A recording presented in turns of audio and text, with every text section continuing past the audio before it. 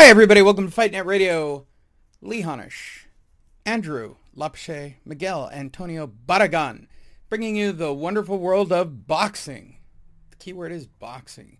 As we always do, it is Easter Sunday, so let's check in once around the horn. So, how was the barbecue, Andrew? It was good. Good food. All the family was there. So had a good time. Yes, sir. And there was only about, I would say, 5 kids. So they all got about 3 baskets worth of shit now. Well, as long as there's leftovers. I live by a simple code. As long as there's leftovers. Miggy, what'd you do? Did you look for Easter eggs? No, I did not. I didn't do it. We don't really do Easter. At least I do more. Hold. That one was tough for me. A predominantly Hispanic household not doing Easter is shockingly insane. Yes, yes. I did say anymore. Did at some point. Okay. Just slowly faded away. Well, there you go. You got all modern. You're a modern Hispanic household. Is that what it is? I guess. No, I hear there's a term called like Latinx. removing gender from it. Oh my God. I want to title the show Latinx. Good lord. Oh, that's the best. You just come up with the best titles. Well, there you go, everybody. You're all caught up. If you're asking me what I did, yeah, saw the family. Fun. So, hey, there you go. This show is about boxing, and we're going to jump right in and get you guys started. Let's start off with Ryan Garcia. And the reason I'm starting with the Ryan Garcia story of, hey, no more call-outs, my fans don't want to hear that anymore, is because literally within 3 days, he went back on calling him out. He actually had 5 stories this week. So here's the funny ha-ha part. He starts here with, yeah, my fans don't want that. First of all, you don't really have fans. You bought them from Brazil. But we've documented that. It's the fact that every day after you ran an Isaac Cruz call-out. So I guess where we start on this, I'll start with you, Andrew. Do I even want to see Isaac Cruz and Ryan Garcia?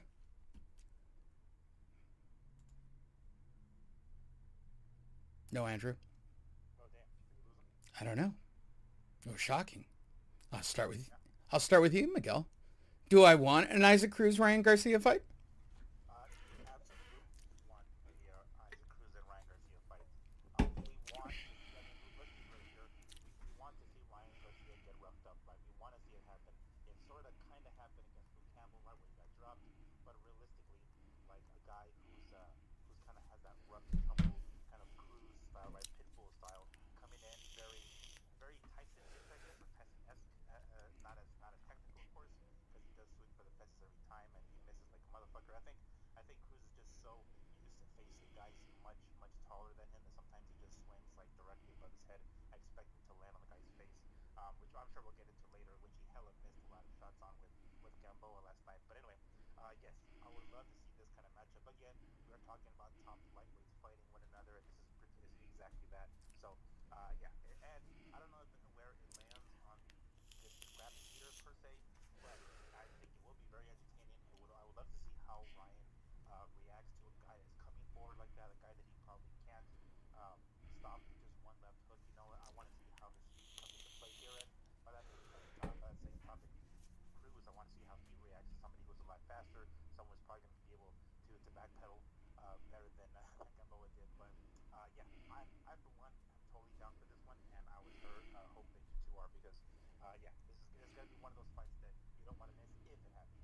Andrew Lapche. Andrew Lapche. Oh, what's going on? I don't know. Cuts in and out. Something's happening. I don't know. Let's give him a second. I guess I could push pause and be a responsible person. Why is that not going off the page? Hey, Andrew. I don't know how much you caught of that or not, but Ryan Garcia about 5 days ago said he wasn't going to call anybody out. And then for the next 5 days, he called Isaac Cruz out. I was just wondering if you want to see him fight Isaac Cruz. It's a good matchup. I mean, look, Garcia's still coming back from his issues out of the ring. got a lot of power, but that's about all I see there. So uh, look, knocking out Gamboa last night did nothing in my belief that he's a future champ or star of this sport.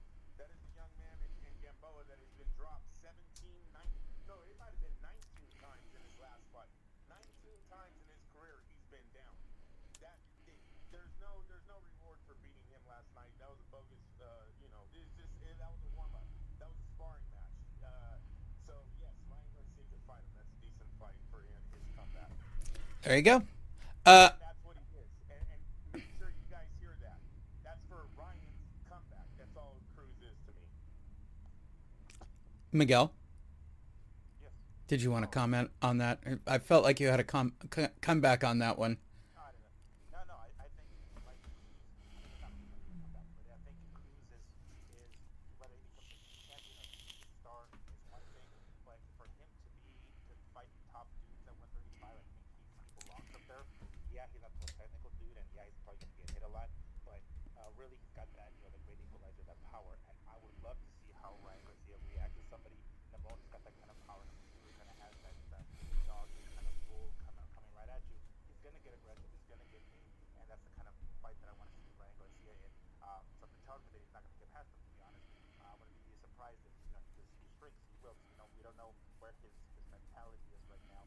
We just went 12 rounds with this dude. What counts was last name I can't pronounce, Tego or something.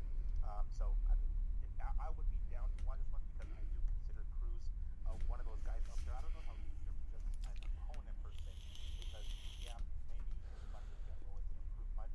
I mean, I don't remember if Devin Haney took Gamboa out. They went the full 12 rounds there, and with Tank Davis, it took him 11 rounds. Yeah, maybe that was a better version or a younger version, I guess, of Gamboa. Not that much younger and not that much better, but Cruz showed something. He was able to take out Gamboa quicker than the other two opponents. So it means something. I wouldn't say it doesn't mean anything, because he has to be understanding Gamboa is nowhere near what he used to be. Even when he was what he used to be, he gets dropped. No, wait a minute. He's been dropped 19 times. If the guy's a power puncher, which he is, you should knock out someone who's been dropped 19 times in their career. That's exactly. He's stopped. No, that's fine. That's not the first time Gamboa's been stopped, but that's fine. The guy has been dropped 19 times, so of course I'm power, yes, but that stops there. I mean, he hasn't proven nothing to be like, oh, this guy can take on Ryan Garcia now, or he's power and shit. Power and shit. Take a shot. Ryan is another story, but that's something when you can. It's almost like a quarter margarito, really. You can take his power and how long you can keep from him. That pressure on you. That's what I want to see Ryan take. I feel like it's too much to call him just an opponent, I guess. I'm totally there for the fight. Let's do the fight. Ryan knocks out Ivan Cruz. He is now on the comeback. His comeback is over. Everyone's going to want to see the Davis fight. Boom. He's back. Cruz knocks out Garcia. He's a paper champ. No one fucking is going to even talk about it. That's where this fight is. So Ryan, this is a good fight for Ryan. Guy has power. Guy has chin. That's cool. That's all that's there for me. He has shown nothing else that makes me like, oh yeah, this dude can go up against Lomachenko, Camposos, and all. And that's where Ryan was. Ryan has already been there. The only thing that knocked Garcia off was his mental state out of the ring. Nothing he did in the ring knocked him from where people thought his potential would be. So this is an excellent fight for him. I'm all for it. Let's see if they will go ahead and sign it. That PBC, correct? Yes. As far as I know. Yeah. That's a little bit of a sticking point, but we'll see. I love that fight to go all the way. If Ryan could beat Ivan Cruz, the hottest fight in the lightweight division might be Tank Day. De La Hoya is totally right. That fight will do 1 million buys. Well, there you go. And so we're just going to let Ryan slide with, I'm not going to talk shit. And then for 5 straight days, talk shit. All right, cool. I'm down with that. Moving forward. Showtime's planning on bringing back Adrian Broner. All right, let's talk about this. I could give two craps about who they bring him back against. The question is, do we want him back? I do, personally, because I like a good car crash. So I'll start with you this time, Miguel. Would you like to see Broner fight, I don't know, a circus bear? I don't know what's left for him to fight because he hasn't beaten anybody as far as I can tell. I mean, I might have to borrow Andrew's phrase here or word. I mean, as an opponent, I wouldn't mind seeing him as an opponent. I don't really see him. I mean, he's past his prime. I don't know if other than bad publicity, I don't think there's another reason people even want to watch him. But I mean, really, I mean, yeah, we do want to watch the train wreck sometimes, right? So sure, bring him back. But people still want to watch him, probably for the wrong reasons, but people still want to watch him nonetheless. So is it probably Is it a wrong reason? No, let's be honest. Come on. I feel like I'm on a sex line. Is it the wrong reason? No, no, really. Is it the wrong reason, baby? Is it? Yeah, come on. I don't know. I just like I would like when I first saw this headline, I was like, oh shit, they're bringing it back as a commentator or something like that. But apparently he isn't. So I guess it would have to be on this point. I'm gonna watch because I'm gonna watch. I love boxing in general, so of course I'm gonna watch. But I would be watching with even more attention if like it was a decent opponent, But realistically, he's most likely gonna be the weak side as far as like level, I guess I would say. Because I don't even know what weight class he's coming back at. I'm sure they haven't even got to the details yet, but 185. Maybe heavyweight. Canelo's next opponent, for God's sakes. 175. Sure, sure. Why not? I mean, he looks puffy and bloated, and I haven't seen him since rehab, or whatever he's going through, allegedly. But I think the bigger question is, why do we keep buying off on the AB thing? And if it's strictly for the circus act, I'm down. It's the only reason I watch Chavez Jr. Like, I'm waiting for his literal nuclear meltdown at the end of a fight and have daddy issues in the middle of the ring. So I'll turn it to you, Andrew. You want to see AB back? You guys are both right. One is yes, if you like to see the card crash, and the other one is what Miguel said, what division. Look at 147. I don't think there's anything left for Adrian Broner. 140, kind of like him there.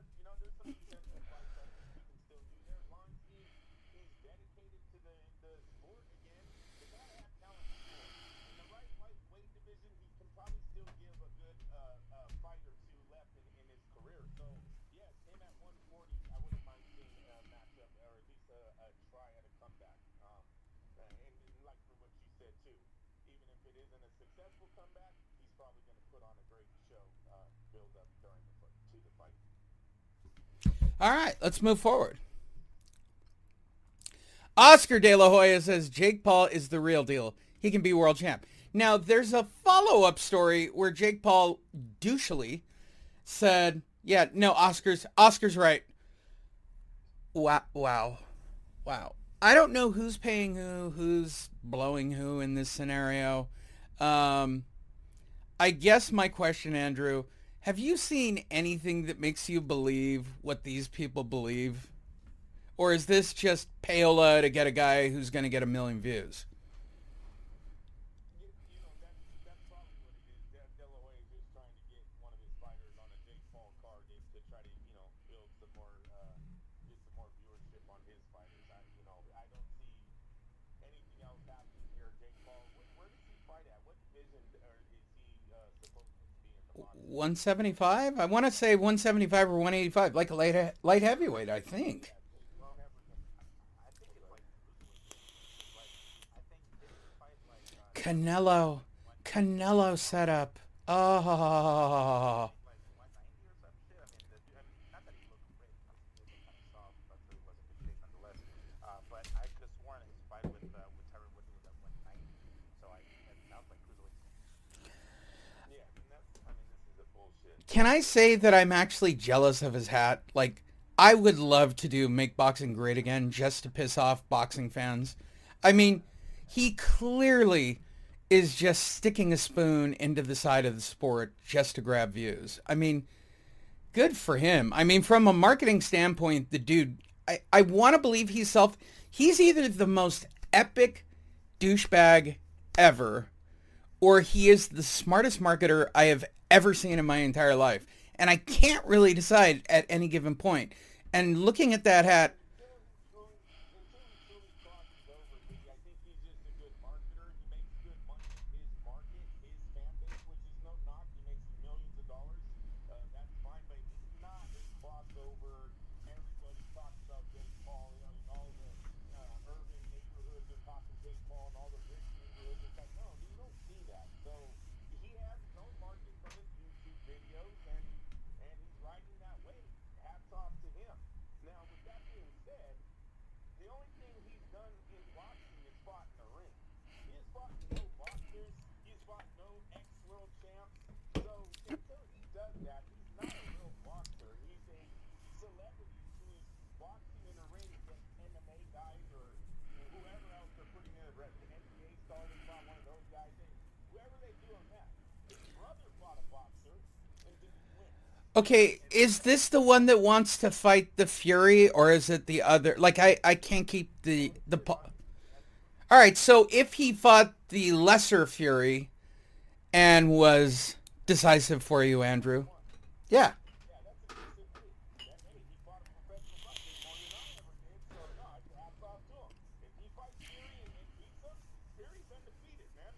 Fury has a brother who's been a world champion for years. He's been in the professional game for years. Looks like his brother's been around him for a while, so he knows boxing. He's been in the gym. He knows how to train. He knows. And we lose Andrew. I say that one. Yeah. He's been around the sport long enough to say yes. That would give Paul some credibility if he was to beat him. Yes, sir. Well, I'm going to have a moment here in the show. Let's just take it down a note. I was informed this week that I have to withdraw my offer to fight both of the Paul brothers by my insurance person, who, when they got to the final question of my insurance form, said, "Do you do extreme sports?" I go, "Define extreme." Hella jumping, hella skiing, extreme paragliding. Very last question, boxing, which brought up a series of questions. Do you do jiu-jitsu? Do you compete in jiu-jitsu? Do you do MMA? Have you done MMA? Do you do boxing still? To which I had to say, well, there might be video. There might be. The person who was filling out the form said they might not pay your policy, so I'll have to call in. So I was informed as of this past week, and I am officially announcing it. Please, I'll take questions just a second. I'm officially announcing my retirement from any stupid combat sports with any stupid celebrities, including doing another Pan Jiu-Jitsu tournament. I'm now taking questions. Miguel? Does this include exhibition? Yeah, actually it does, because if we shoot video, it's kind of a $3 million policy, and I'm kind of determined to, like, take care of the company and my daughter, and you know what, I got to be responsible with the day job. It just seems the right thing to do. Am I sad? Yes. Now, I am allowed to still train on a limited basis in only jiu-jitsu for some ridiculous reason, which has the most injuries, and I find it comical. I now turn it to the person in the Bay Area with his hand raised, Andrew Labouche. Final question. Too bad you might have been able to beat Tommy Fury too. Well, we'll never find out about the beer challenge. Like, I really wanted to shoot one beer challenge. I was down. Go ahead. No. What I was always thinking was, I think we can pull off a beer challenge. I think somebody like an Oscar would be down with the one-handed beer challenge. There's a real problem when you've had the number of concussions I've had. Like, some of these guys can actually crack.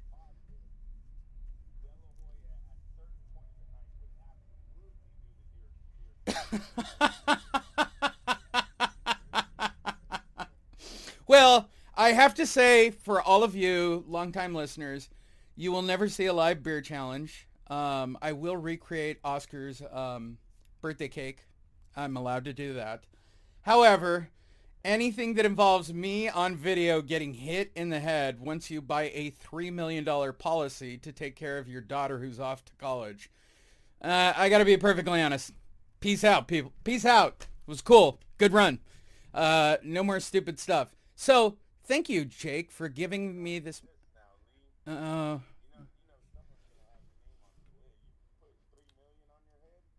Yee! Yee!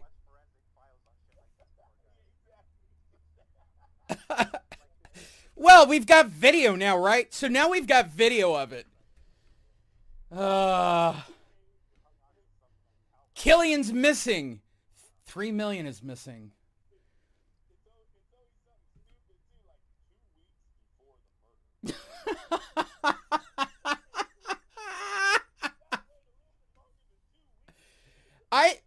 I was strangely so sad last week when I was told that, yeah, you can go to the gym, don't shoot video. I go, all I do is shoot video and do this silly show.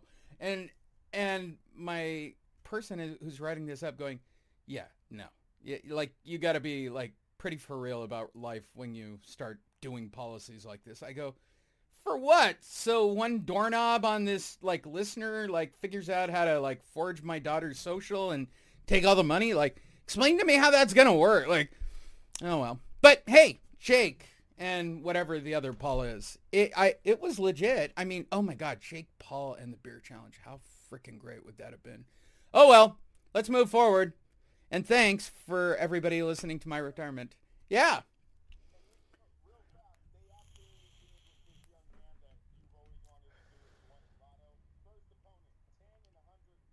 Straight up.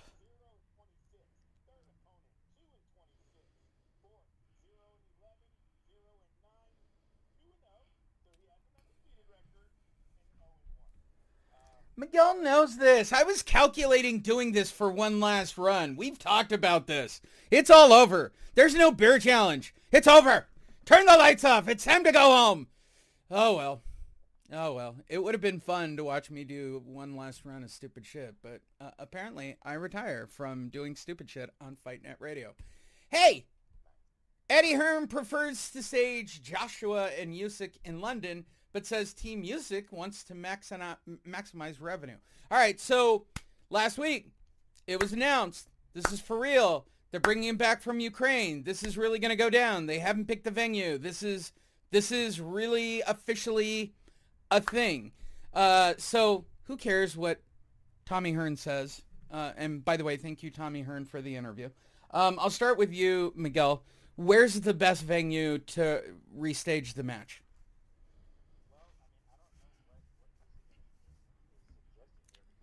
Ukraine. Probably something wacky like Ukraine. Kiev.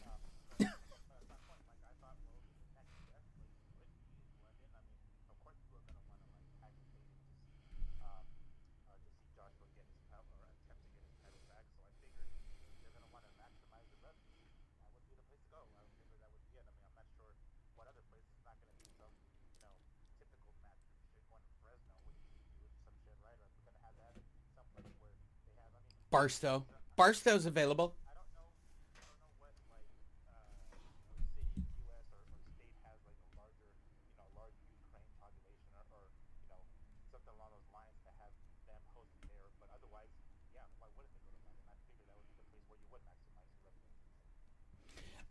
Andrew, where would you like to see the fight?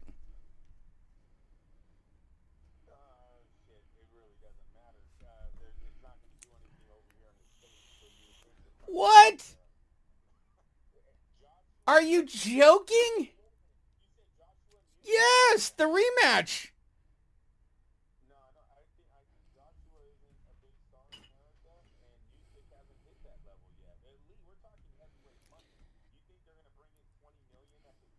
At Vegas, like if they did Vegas, if you're telling me that they went and got Allegiant Stadium, that doesn't sell the place out and do one record weekend. You're telling me, what?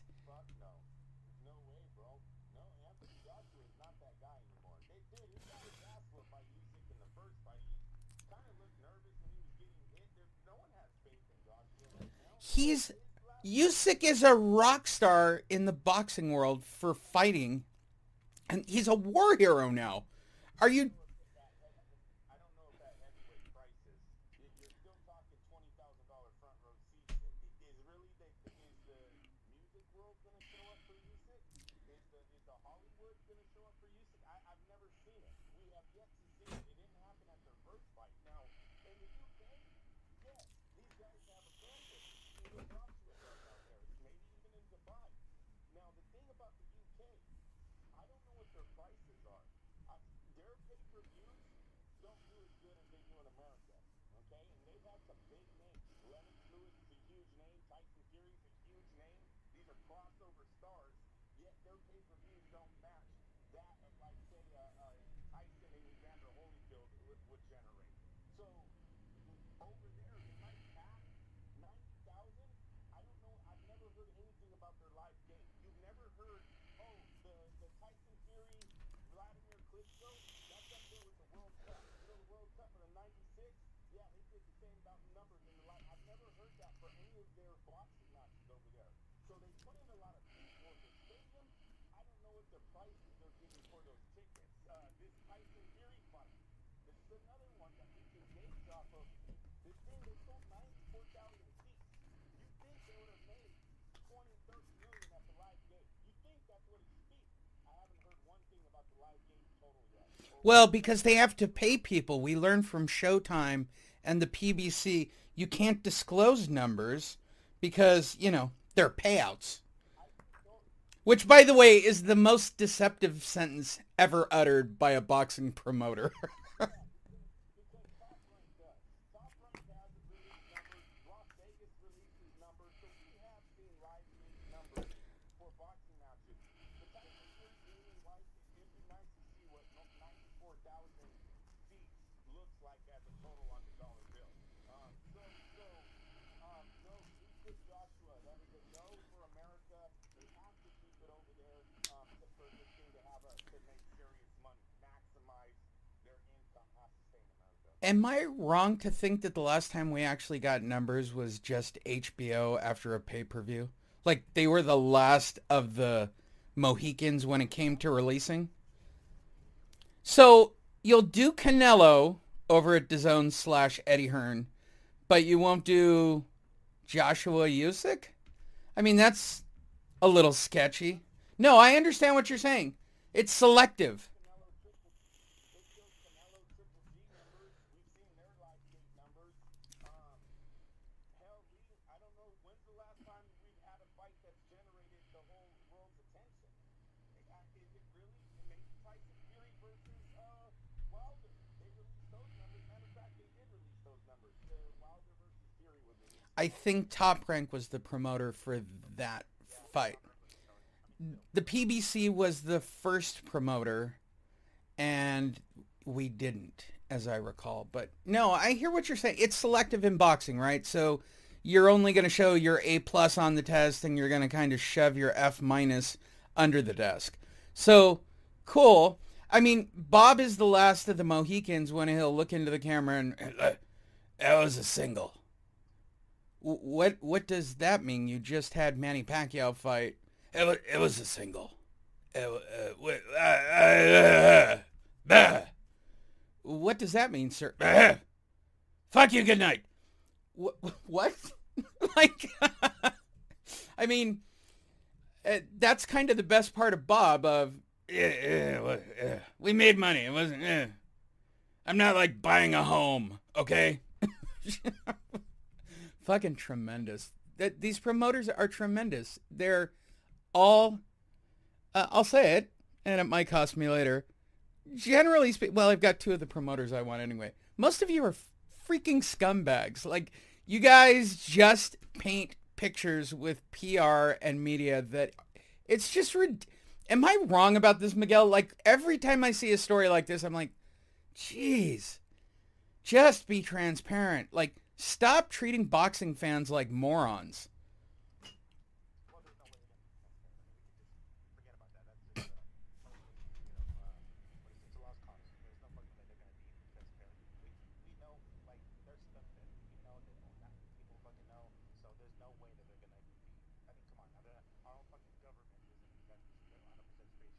just no fucking way in hell are these promoters going to be. And plus, they win at the end, right? Ultimately, we've heard the stories of Don King, of course, how much multi-millions of dollars he's fucking robbed from, or else robbed, stolen legally because of those damn contracts that he has them signed before they're even filled out.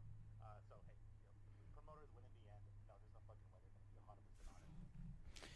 Andrew, are we ever going to see a day where it's completely transparent? No. The fact that you laughed at it like I stole your money or something was the best part of that sequence. Like, I almost want to go back and just edit your laugh and then not get your answer. Holy crap. Oh well. I can dream in a world where I dream. Andy Ruiz is going to fight a guy named Tyrone Spong. I turned to my expert on by the way, on a Triller card. All right. Let's have, this is officially off? This is as of Wednesday. Are you telling me? Yes. No shit. What? Who got the COVID? Actually, from what I understand, that fight was never. It was like previously announced. I don't think it was ever actually really like set to actually happen. I think somebody just maybe leaked out a rumor or some shit, and they got to the point where it picked up some steam on the internet, and it became, this is the guy who's going to be fighting next. But I mean, it was such a like complete 180 in match of him. I don't know if there's another story. It sounds like it's not another story. No, there's not. But he's going to be fighting Luis Ortiz. Everybody has already heard. Tito? Ortiz. Because I don't want to see Luis. I would rather see Tito. They might actually be on the Triller card with that fucking triangle of a ring. Oh my god. No, it's not gonna happen. I did see the Ortiz thing, and I thought they were all kind of related, and I kind of laid off from whatever it was on Thursday, but come on, Luis Ortiz. I think I have brain damage. I mean, Luis Ortiz at this point, good Lord, Miguel. That is some, like, it's getting criminal.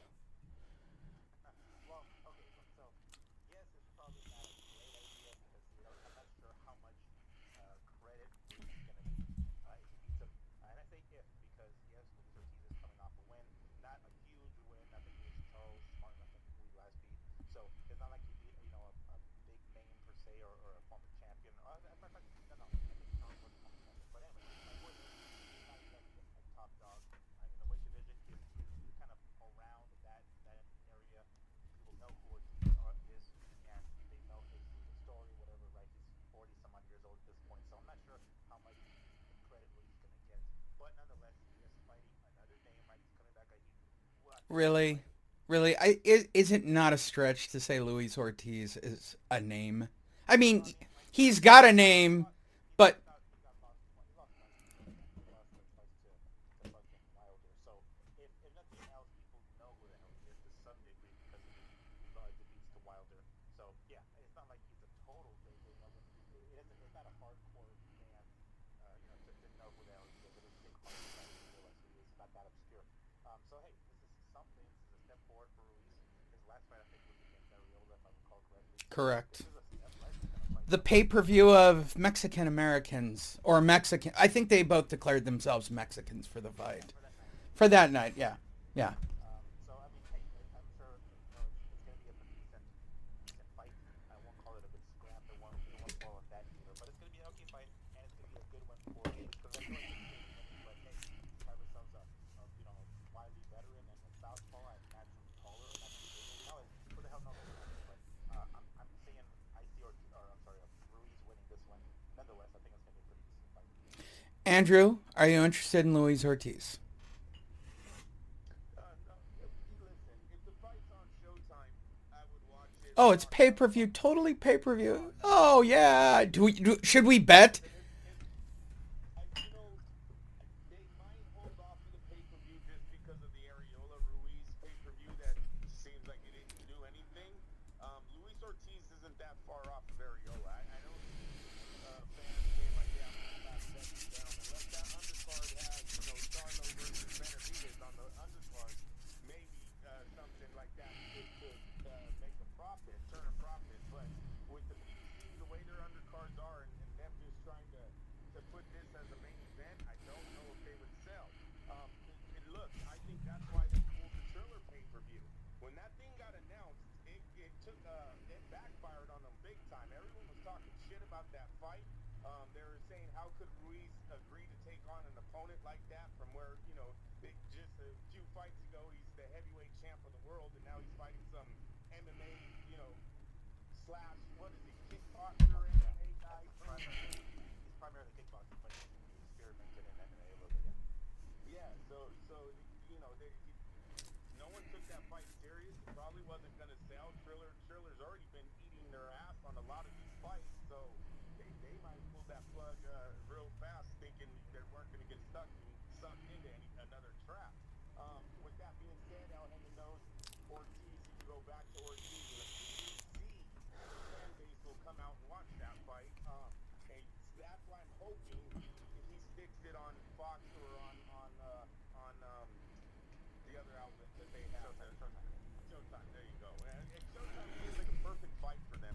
That should be in their budget and everything to get this fight. Ortiz cannot be demanding that much money anymore at 55 years of age. He should be lucky he's getting a paycheck right now. He's very, very close to being irrelevant in the heavyweight division. Well, And they should put it like on Showtime on one of the free gifts. Sometimes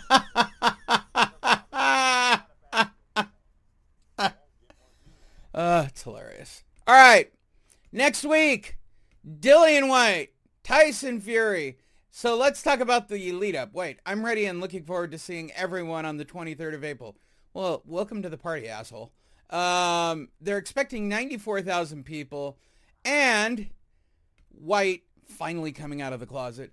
This is not just the Tyson Fury show. The fight sold out because of me and Tyson Fury, which, by the way, bro, you're 100% wrong.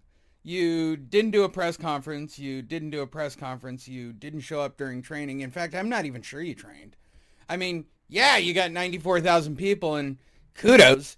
But as far as I can, let's start with the first basic. What?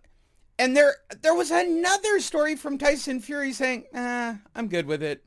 Yeah, if I sold 94,000 tickets, I wouldn't give a crap either about a dude not showing up to, do his end of the... half this job is promoting. And White did dick. That's the title of the show. White did dick. I'll figure out a better word for it. But White did dick. I mean, let's be legit honest here. You just stepped out on the first press conference. These are your first comments. In 8 weeks, this past week, you look puffy and bloated like you haven't trained, like this is the great white hype. I mean, this is legitimately, he's walking into this to collect a paycheck. Tell me I'm wrong, Miguel.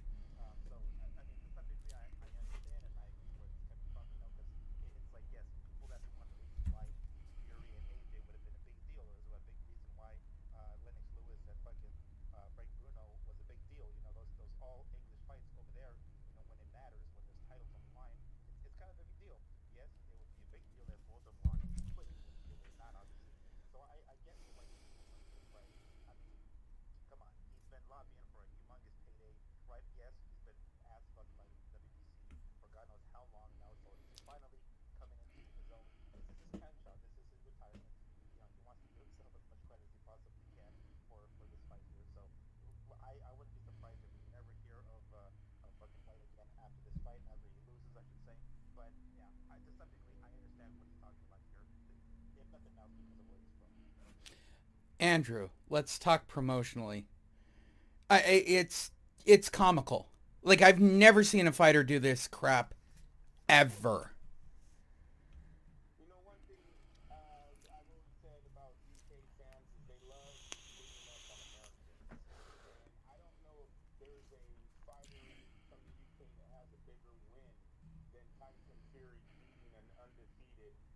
Deontay Wilder and the type of fight that it was with Wilder dropping Fury, Fury basically coming back to dominate this man, dominate America. Um, how big the rock star is he? We know he's a rock star, but I think Saturday night we're gonna find out how big is he. And if I'm telling you, this place is packed from the front row to the back, and it's all Tyson, and they're screaming Tyson, and they're singing with Tyson, and it's the Tyson Fury show. Wyatt had very little to do with them getting those fans in that building. All right. Fury's the man. He's undefeated. He has every title that the heavyweight division has ever given to the sport, from the UK to America. He beat Deontay Wilder, who is an undefeated American.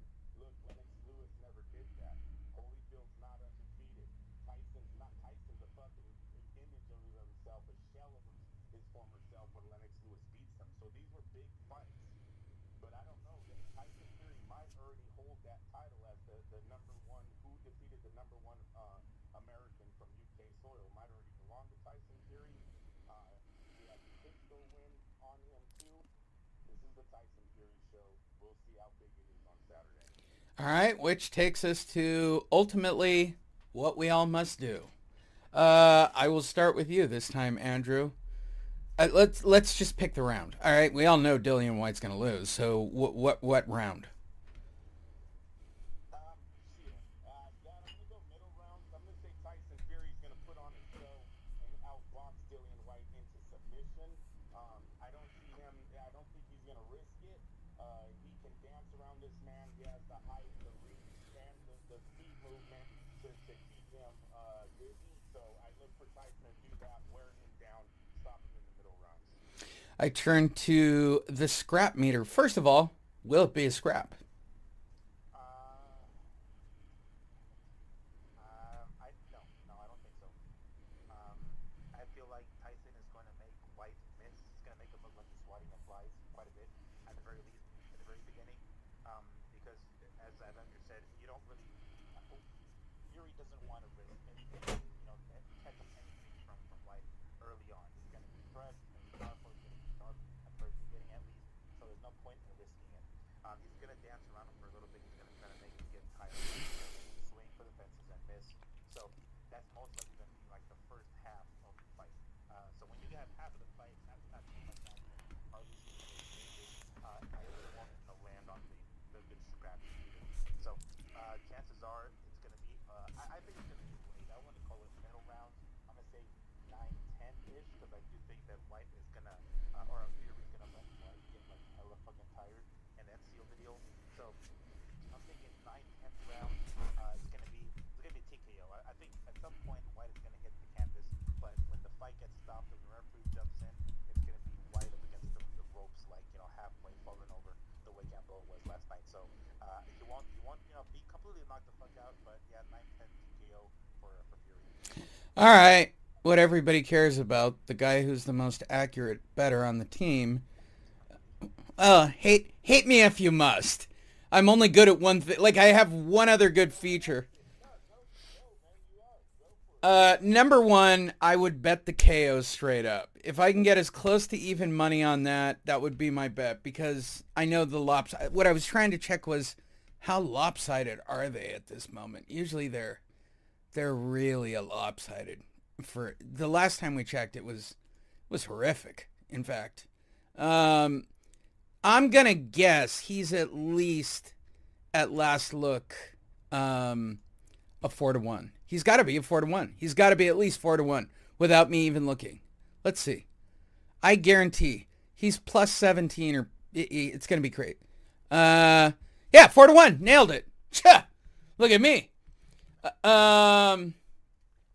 So occasionally, but the fucked up offset is that they're betting Fury up, and now he's -6.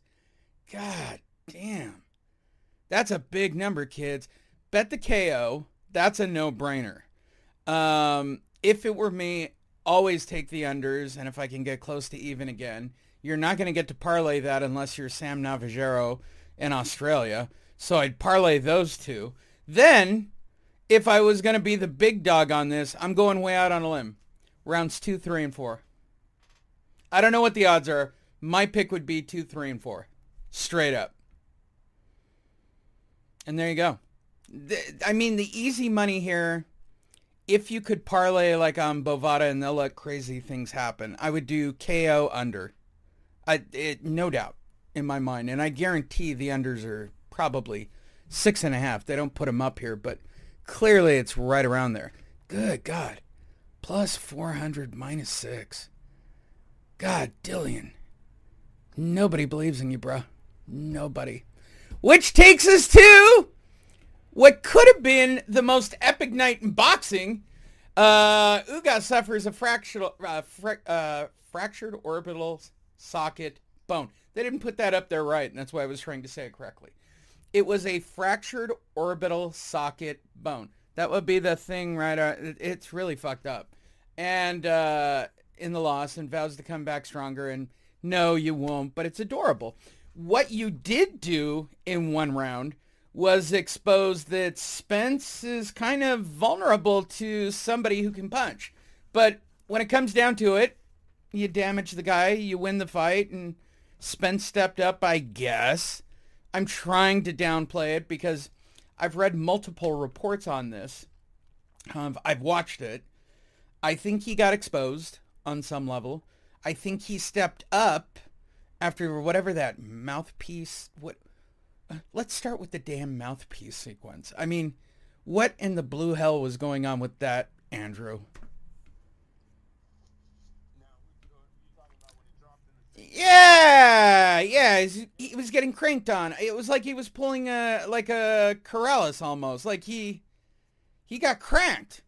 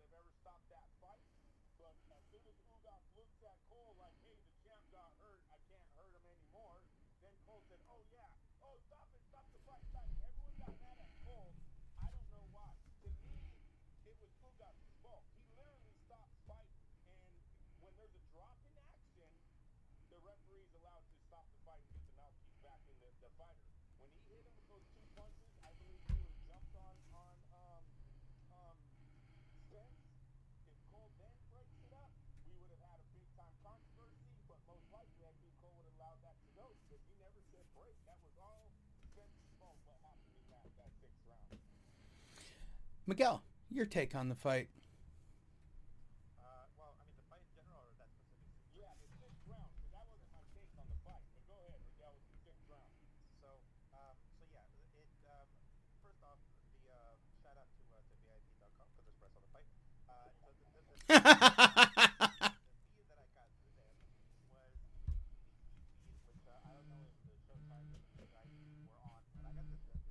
What were they charging for that? $75 or some stupid amount of money?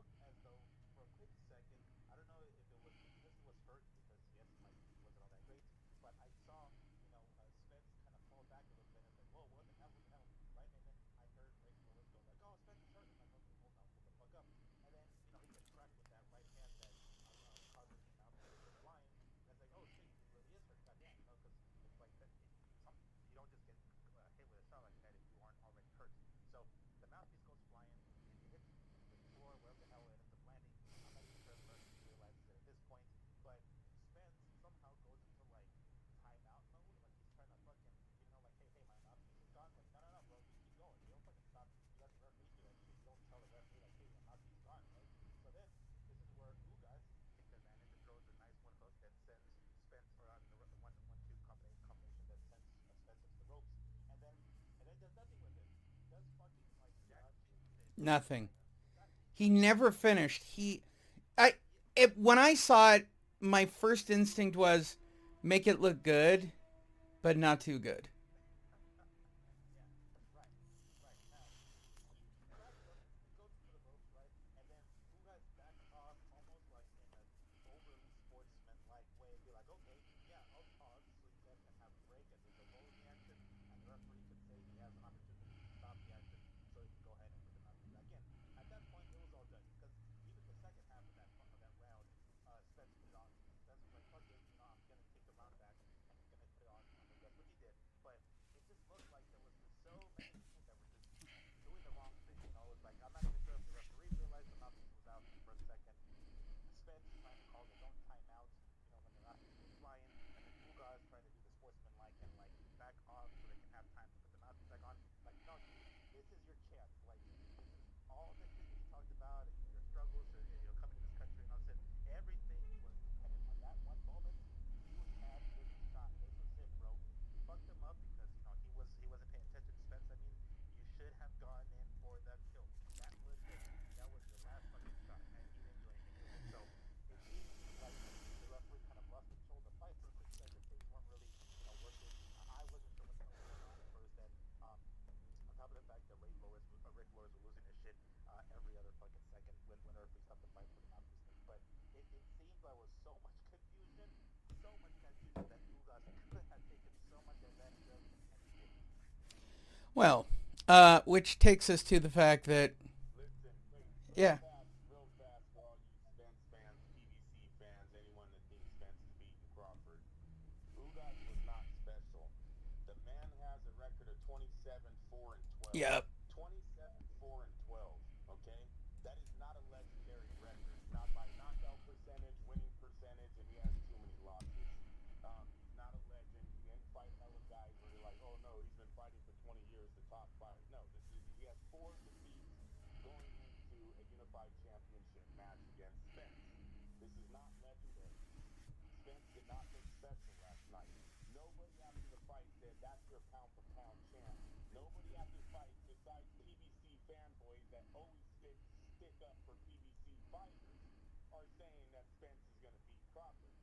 It didn't make a ripple in the water at all in the boxing world. This was a fight that happened. Hats off, Spence won the fight. Now can we see Terrence Crawford? Is basically all I'm seeing on the internet. No pound for pound movement. No special night. He didn't look special. His record It was not was a setup essentially to get to. It's a setup. It's a setup for Crawford Spence. It's exactly what we called a couple of weeks. It was a set. It's a setup, and they're going to feed Spence, and they're going to run Crawford. we thought we'd had this set up before, but we'll see. At least now, Right, right. Spence said, I have the belts. I only need one Yes, more. I'm coming for it. We'll see. I Um, was just about to say that exactly. This That is one of was the the most quote this week. recent memory that we've heard shit come out of Spence's mouth. None of this. I'm gonna go chill with my horses and my ranch bullshit. He finally said, "Okay, you know who's next?" It sounded like he had a little bit of a rough edge on him, right? It sounded like he had a little bit of a chip on his shoulder. Like, no, no, fuck that. I'm after that belt. Oh shit. Okay, now it's different. But again, yes, it doesn't guarantee the action. It doesn't mean they're gonna sign the dotted line because we went through this blue balls before, so it's not like it's gonna be the fucking last time that they're gonna do it. But nonetheless, it showed a slightly different version of Spence in the post-fight interview, so that shows some sort of promise. this is going to come down to money. Look, the only reason why Al Heyman could work a deal with Saul Alvarez for $30 million is because the other guy took 10. Is that going to happen when Spence fights Crawford, or is both of them going to go, I want 25 million. Nope, I want 20% of the pay-per-view. No, I want 20%. Heyman's going to be like, wait a minute, you two divas, what's left for everyone else? Right? Like, they need to work on bringing their prices down because, once again, I don't know if this fight, look, Crawford's what, 33, 34? Spence is 32? They're really not household names. I think we know for a fact Crawford is not a household name. One of the baddest dudes on the planet, kicks everybody's ass. But for some reason, ESPN dropped him, Top Rank dropped him. The Zone said, I would work with him, but for the prices that he's asking for,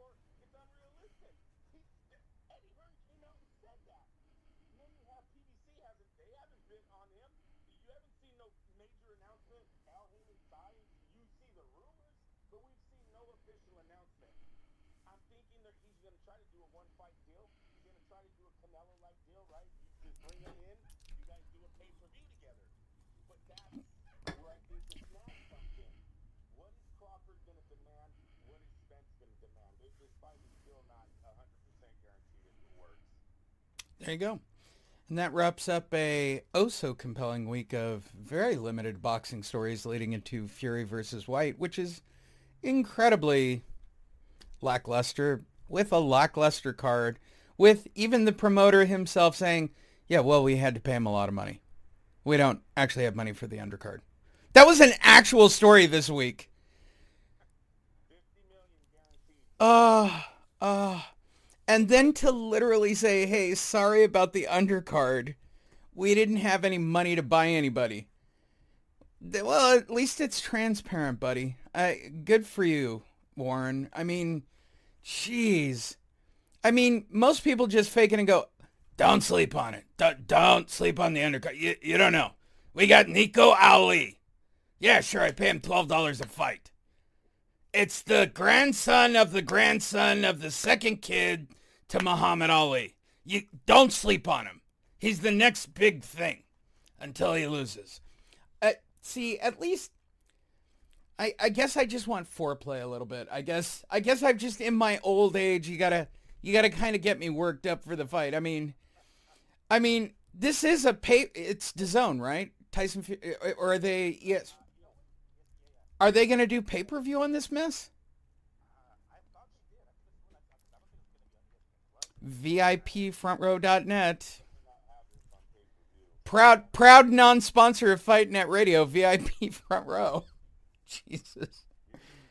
God damn. They're really testing my dedication to this sport if this is on pay-per-view. It's I want to spend $70 to watch Dillian White. with no undercard. I mean, legitimate cat. Like, it was a non-story to look at the undercard. Like, I would have to look up every fighter. I would have to do a breakdown of every fighter that's fighting on the, like, we're talking like Rocky 1 type-esque backroom brawls with, you know, Spider, what's his name? I mean, you guys got to be joking. You're paying $500 for the undercard. Like, just start the fight at 7 and get it over with. I mean, just get it over with. Don't. I think you guys are right, man. It looks like it's saying ESPN Plus. That's what I figured. I mean, I didn't think they were going to Chest pain. the number one fucking heavyweight. Spider Reese. Spider Reese makes his comeback. And I only thought so because it's Dillian White, man. It's not like ESPN hasn't shown Fury. You know what I mean? It is pay-per-view. Spider Reese. I found the title of this week's show. Spider Reese makes a comeback. Oh my God. With no undercard. Frank Warren straight up saying, I spent all the money. They're not even putting Anthony Kokasi versus Jonathan Romero. Oh, okay. Isaac Lowe versus Nick Ball. You go, Nick Ball. David Adil versus Chris Healy. Tommy Fury's on the card. All right, I'm into that. All right, wait, hold on. Wait, I would actually click on that one. I'm kind of there. Against Spider Reese. Carol Edelman versus Michael Kiak. Is it dudes or chicks? And if it's chicks and they're topless, just saying, worth a brawl. Royston Barney Smith versus Michael Walton. And I'm going to give you a direct quote from Frank Warren. We spent so much money on the fight that we couldn't pay for the undercard. Wow. Well, you put it on paper, didn't you, big fella? I mean, there's no drop, like you can't get a drop down under the fighters or get a background. That's not a win. This is DAZN and ESPN. Shame, like all of you. Shame on you guys. Like,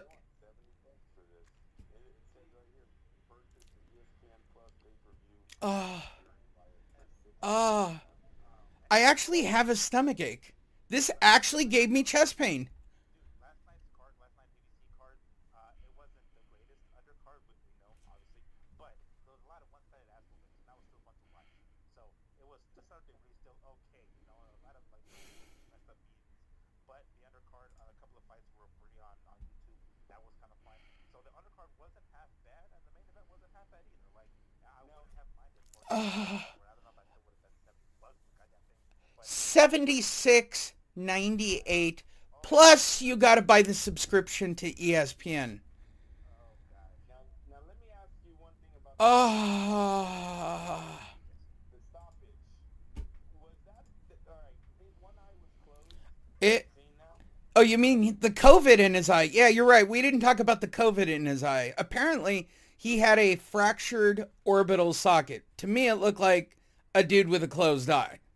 Closed eye. Well, this is my oh anyway, Andrew, I didn't get to your question. What was your question? Was it premature? Would you have allowed it Um, to go on? I don't know how they came to the conclusion that that's what it was. I mean, like it.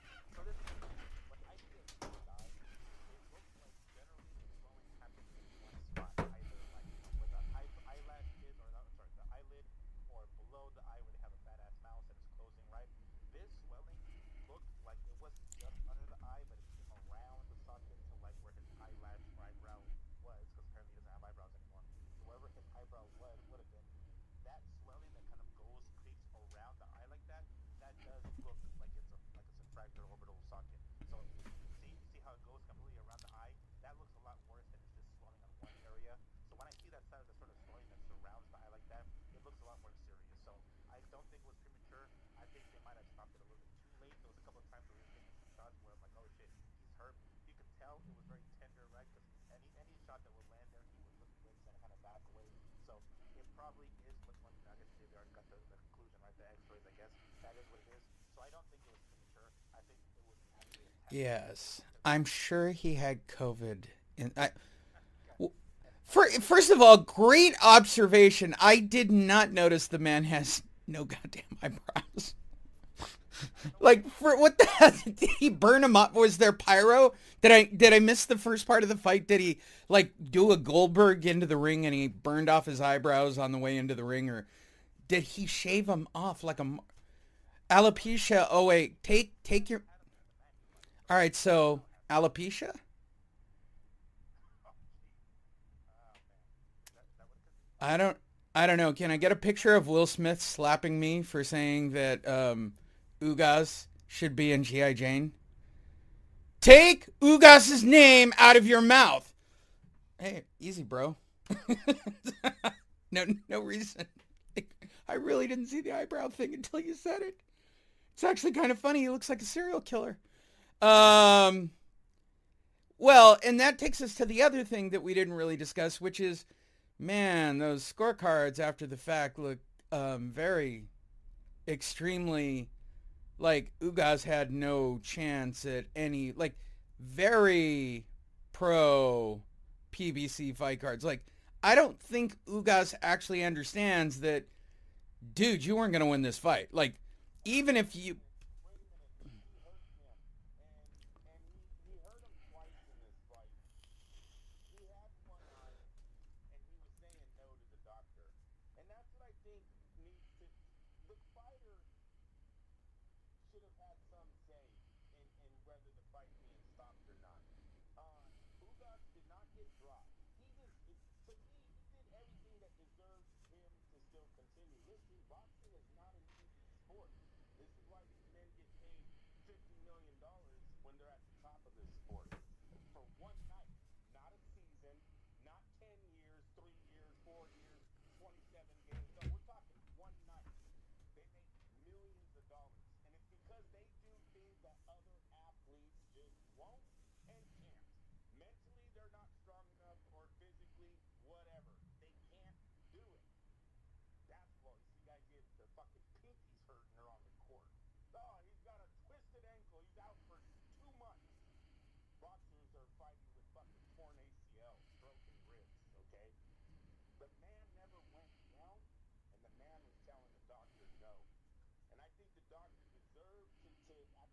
Ugas deserves to have I mean, he's been getting his ass whooped for 10 rounds. We're going to take it in the last two, especially when he hurt the champ. He hurt him. So he had the power. Didn't think he should have, but he did. At 12 knockouts, he was able to hurt the guy we're calling pound for pound. Or second, third, I don't know where he is on the list right now. And that's why referees have an earpiece, so that when Big Al's in the back going, listen, this has gone on long enough. Anything close. Thanks. You're seeing it a lot. I've seen ESPN commentators, I swear to God, they call the fight sometimes. They literally was like, Bob, Ref, you can't let that go, Ref. Ref, you got to stop this. You hear him screaming, like, directly to the referee. It's because I'll fire him. Listen, I don't want to have to fire Tim Bradley. God knows what he would do. Work at a car wash, I guess. But listen, there's a reason I want those guys to do that. I need my fighters to win so that I make money. Period. All I'm saying is we shouldn't, Ugas, this is the only way Ugas makes money, man. The guy he didn't get dropped. Now, I could see, who was it that had the eye injury one time? He took a knee, basically, but he got punched on the eye. He literally got hit on the eye and he takes it. Was it yeah. You see something like that, boom, you throw it in. Hey, that's it. But Ugas really never showed us that, and he was saying no, and his other eye was fine.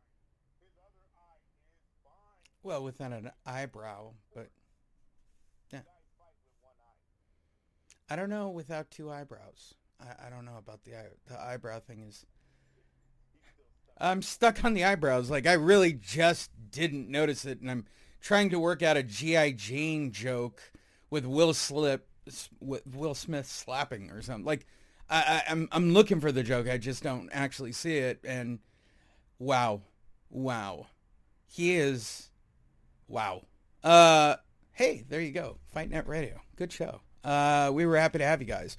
Go to our website, boxingtonight.io, full schedule of current events, back episodes. I think this week we will do your choice, Miguel. We haven't released 3 of them, I think. Sky's Fun. The dude with the dreadlocks. We haven't done him. Well, how about Diamante this week for everybody?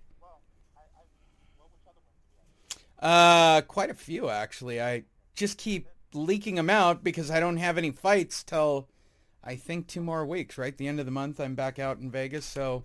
And I won't have you, so the odds of me recording one of those by myself is statistically very low, so... I'll be leaving later in the evening on the 30th, like nighttime, so I might be able to make it some, obligations, what's the word, like functions, some media functions during the week because I'll be leaving the 30th. So. All right, so possibly we can get more of the get to know your fight person episodes. Possibly. No promises. That's why I put out Bob because Bob was just, that's my Mona Lisa. Like, it was my... It is my Sgt. Pepper. Like, I can do nothing better. And our video editor, Daniela, killed it with the pop-ups. And it's fantastic. We appreciate all of you. Go to boxingtonight.io. I even believe that the still video up is, get to know Bob Arum. I completely get that. So take that advantage. We actually do all the boxing schedules. That's Andrew Labouche. That's Miguel Antoni. Enjoy the edit, Lee. Miguel Barragon. Why do I always put the middle name in? I like it. It makes me feel authentic. Does it? I don't know. It feels like I belong to someone. And I've been trying to do the Barragan better. I was just having this discussion with somebody else who was named Anka. How'd you get it right? Say enough crazy names, I guess you get better at them, I guess, eventually. I always sound white in my mind. And my name's Lee Honish. We really do appreciate literally the hundreds of thousands of you that we've had over the past month, and continue to flood our Facebook page, continue to listen to our shows, continue to watch the videos. We'll keep cranking out the content for you. If you have any questions, click like, subscribe, or what Miguel would say to his BFFs, smash something, God damn. Smash.